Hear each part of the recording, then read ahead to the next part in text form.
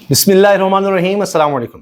पूरे मुल्क में एक बेचैनी है, परेशानी है, अदम इस्तेहकाम है, इज़्तिराब है और उसके इजहार हो रहे हैं, कभी किसी शहर में, कभी किसी जिले में, कभी किसी सूबे में। अब आप ये देखिए कि सिंध में 3 अजला से नहीं 3 सूबों से राबता मुनक़ता हो चुका है। किया किसने है? वुकला ने किया है। अब वुकला मैदान में आ गए हैं, एक के बाद एक तबका सामने आ रहा है। अभी हमने आपको दिखाया था पिछली वीडियो में कि किस तरह मेडिकल एसोसिएशन के लोग, डॉक्टर्स, पैरामेडिकल स्टाफ, वो सड़कों पर धरना दिए हुए और उसके बाद फिर आगे बढ़े, ऐवान वज़ीर आला का घेराव किया, फिर वाटर कैनन का मुकाबला किया, पुलिस का मुकाबला किया। लोग कहते हैं हम तंग आ गए हैं, जब हमारी बात नहीं मानी जा रही, नहीं सुनी जा रही, हम एहतजाज करते हैं, कोई खुशी से घरों से निकल कर नहीं आते, लेकिन जब हमारी सुनवाई नहीं होती तो क्या करें, फिर हमें आगे बढ़ना पड़ता है। अब खदशात दूर नहीं हो रहे। ये वुकला एहतजाज कर रहे हैं सिंध के कि नहरें ना निकाली जाएं। इनको खदशा यह है कि जिस सिंध का पानी कम हो जाएगा। अब हुकूमत ये खदशा दूर नहीं कर पा रही, हुकूमत का साथ दे रही है पाकिस्तान पीपल्स पार्टी। पीपल्स पार्टी इस वक्त एक अजीब मुश्किल में है, एक अजीब अजाब में मुब्तला है, क्योंकि उनको हर सूरत मौजूदा तनख्वाह पर काम करना है और नून लीग का साथ देना है, लेकिन साथ उनको अब अपने सिंध के लोगों को भी, जो सिंध कार्ड वो इस्तेमाल करते हैं, वोट तो उनके कम होते चले जा रहे हैं, लेकिन जो बच रहे हैं उसको भी कायम रखने के लिए अब एक एहतजाजी तहरीक की तरफ जाना पड़ रहा है कि जी हम भी इनके खिलाफ हैं। अभी मैं सुन रहा था बिलावल भुट्टो साहब, जिनके वालिद जरदारी साहब ने ही दस्तखत किए कि जी बलूचिस्तान के लिए नहर चाहिए और उसके लिए पैसे और ये जो पेट्रोल की कीमतें हैं ये कम नहीं की जा सकती। इसी तरह वो मीटिंग्स अटेंड करते हैं, मिनट्स सामने आते हैं कि नहरें निकालनी है उसकी इजाजत देते हैं और जल्द काम करने का कहते हैं।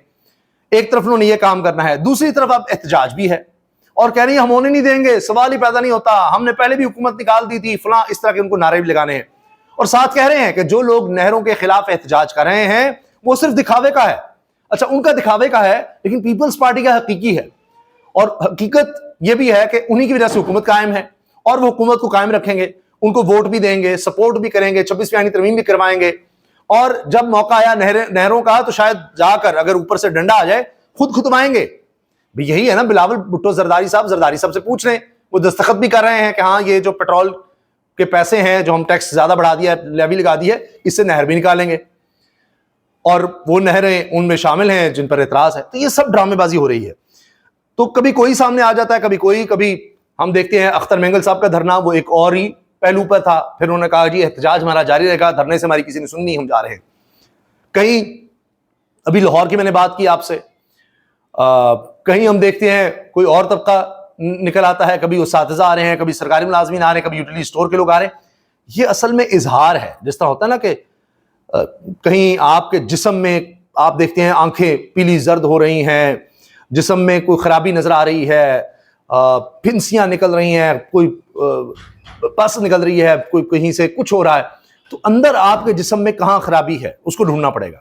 तो ये उसके इजहार हैं, ये चिंगारियां हैं जो कहीं भड़कती है, कहीं भड़कती है, कहीं भड़कती है, सुलग रही हैं, पता नहीं किस वक्त क्या हो जाए।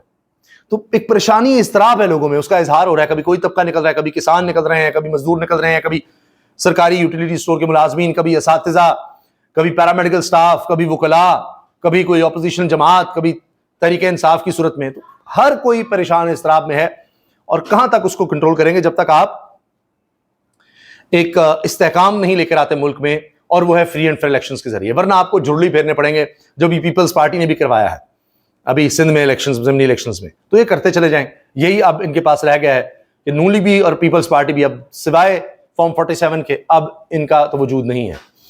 दरिया सिंध से कैनाल्स निकालने के खिलाफ वुकला का बबरलू बाईपास पर धरना, 3 सूबों का जमीनी राबता मुनक़ता। दरिया सिंध से 6 कैनाल्स निकालने के खिलाफ वुकला ने बबरलू बाईपास पर धरना दे रखा है, जिसके बाद सिंध पंजाब ट्रैफिक मुअत्तल। सदर कराची बार काउंसिल आमिर नवाज बड़ाइच की क़यादत में वुकला ने आज सुबह से सखर और खैरपुर के दरमियानी बबरलू बाईपास पर धरना दे रखा, जबकि सिंध के दीगर शहरों से भी वुकला धरने में शरीक हुए। धरने की वजह से बाईपास पर ट्रैफिक मुअत्तल, गाड़ियों की लंबी कतारें, जबकि बबरलू बाईपास बंद होने से 3 सूबों का जमीनी राबता मुनक़ता। सदर कराची बार काउंसिल आमिर बड़ाइच ने कहा, कराची से सक्कर तक हर जिले में हमारा भरपूर इस्तकबाल किया गया, 4 मुतालबात के लिए एहतजाजी धरना दिया। पहली तरजीह मुतनाज़ा कैनाल्स का खात्मा है। वुकला के धरने में रहनुमा JUI मौलाना राशिद महमूद सुमरो भी शरीक हुए। कहा कैनाल्स का मसला फर्द वाहिद का नहीं बल्कि पूरे सिंध का मसला है, अगर हमारा मुतालबा पूरा नहीं किया गया तो कमू शहीद सिंध पंजाब बॉर्डर पर एहतजाजी धरना देंगे और एक कंटेनर भी कमू शहीद से गुजरने नहीं देंगे। अच्छा, पीटीआई भी इनको सपोर्ट कर रही है, नहीं वो भी कह रही है जी ये नहरें नहीं बननी चाहिए।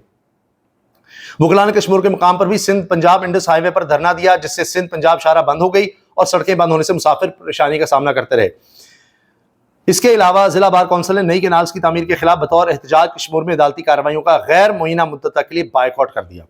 तो ये एहतजाज हो रहे हैं, नून लीग कहती है जब एतराज़ात दूर कर देंगे फलां कर देंगे, लेकिन आप देख लीजिए लोग धरने में शरीक हैं। ये देखिए, आज डॉक्टर न्याज कलानी ने बबलू बाईपास पर सिंधु पर केनालों के खिलाफ लगने वाले धरने का खैर मकदम करते हुए इसमें शामिल होने का ऐलान किया और कराची प्रेस क्लब के बाहर जारी भूख हड़ताल खत्म कर दी। पीपल्स पार्टी बड़ी परेशान है कि वो इससे पीछे नहीं हट सकती हुकूमत की सपोर्ट से, सवाल ही पैदा नहीं होता। और दूसरी तरफ उसका एहतजाज भी ऑप्शन है, उसको करना पड़ रहा है, वरना तो लोग ले जाएंगे जो दूसरे एहतजाज करने वाले हैं, सेंटीमेंट्स उनके कैश करा जाएंगे। तो लिहाजा अब ये दो कश्तियों की पीपल्स पार्टी सवार है और इससे दोनों से ही नहीं निकल सकती। वो एक अजाब में मुब्तला है कि क्या करे, क्या हुकूमत का साथ छोड़े तो वो खुद फारिग हो जाएंगे, नहीं छोड़ सकते, और एहतजाज से भी पीछे नहीं हट सकते, वो हटेंगे तो पब्लिक सपोर्ट ही खो देंगे। मगर इन दोनों कश्तियों के सवार होने की वजह से लोगों में एक्सपोज जरूर होते रहेंगे कि ये तो ड्रामेबाजी लगी हुई है, हम ये हुकूमत गिरा देंगे, फलां कर देंगे। पेशावर में जी बड़ी शदीद जालाबारी हुई है, ये भी तूफानी, और ये इस्लामाबाद की तरह जिस तरह हमने देखा वो बिल्कुल टेनिस बॉल जितने ओले पड़ रहे थे, ये उससे निस्बतन छोटे कह रहे हैं जी, बेसबॉल जितने उस साइज के वहां पर ओले पड़े हैं, जालाबारी हुई है, और ये भी एक तूफानी कैफियत बताई जा रही है कि वहां पर नजर आई है। वहां पर बड़ा खौफ व हिरास कि किस तरह ये बिजली चमक रही है और इस तरह के ओले पड़े हैं।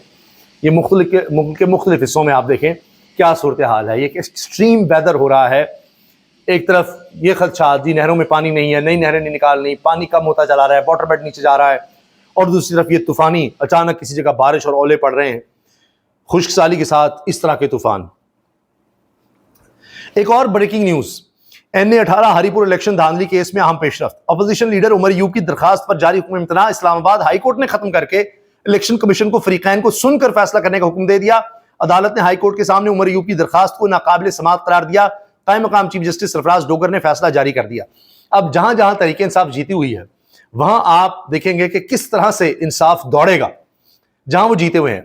जहां नून लीग हारी हुई है और जबरदस्ती बैठी हुई है, मिसाल के तौर पर इस्लामाबाद के 3 हल्के ले लीजिए, तीनों में नून लीग हारी हुई है, वहां पर जहां इंसाफ होने लगा था वहां पर जज के खिलाफ डिग्री निकाल दी, वहां उसको रोक दिया, वहां अपने जज लगा दिए, पूरा इलेक्शन चोरी हुआ है, पता है।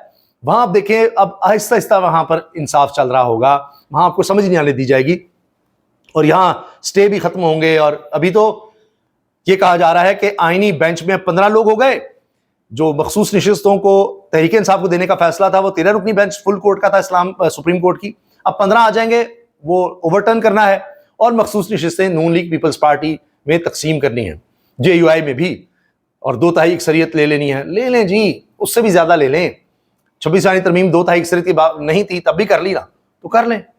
ये सारे काम पाकिस्तान की तारीख में हो चुके हैं, अयूब से लेकर भुट्टो, जिया, फिर परवेज मुशर्रफ, ये हो चुके हैं, लेकिन चलते नहीं हैं। और ये निज़ाम तो बहुत जल्दी लोगों की नजर में एक्सपोज हो गया है। आलिया हमजा साहबा कहती हैं opposition leader prime minister in waiting होता है, जो सलूक आज ये कर रहे हैं कल को याद रखें, आपकी कमर में दर्द नहीं होनी चाहिए, कल को आप व्हील चेयर पर नहीं आने चाहिए, कल को आप प्रोडक्शन ऑर्डर्स ना मिलने का ना कहना, यानी ये सलूक आपके साथ भी होना है। आखिर में जी साहबजादा हामिद रजा अपनी बात पर कायम है। मैंने 4 माह का कहा था, 2 माह गुजर गए हैं, इमरान खान 2 से 2.5 माह में रिहा हो जाएंगे, ये बात उन्होंने मीडिया में आकर कही है।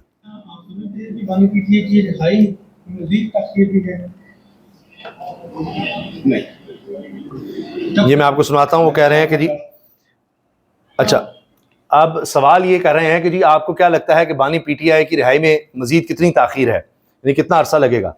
बहुत देर है, कह रहे हैं नहीं। आप समझते हैं कि बानी PTI की रिहाई में मजीद ताखीर भी है? कब तक मिलेगा? मैंने 4 माह कहा था, 2 गुजर गए, मैं स्टिल, मेरा जो पॉलिटिकल एक्सपीरियंस है ना, ये सियासी बात कर रहा हूं, आई स्टिल बिलीव कि 2-2.5 महीने में आप सब कुछ है। यानी कह रहे हैं ये मेरी सियासी सोच है, मैं यकीन रखता हूं कि 2 से ढाई माह और लगेंगे इमरान खान की रिहाई में। मैंने 4 माह कहा था, तकरीबन 2 माह गुजर गए उस बात को, 2 से ढाई माह और। तो देखते हैं कि इनकी ये पेशगोई, सियासी पेशगोई, सियासी सोच के मुताबिक जिस पर ये कायम है और मुसलसल ये बात कर रहे हैं, ये कितनी दुरुस्त साबित होती है। इजाज़त दीजिए, अल्लाह हाफ़िज़।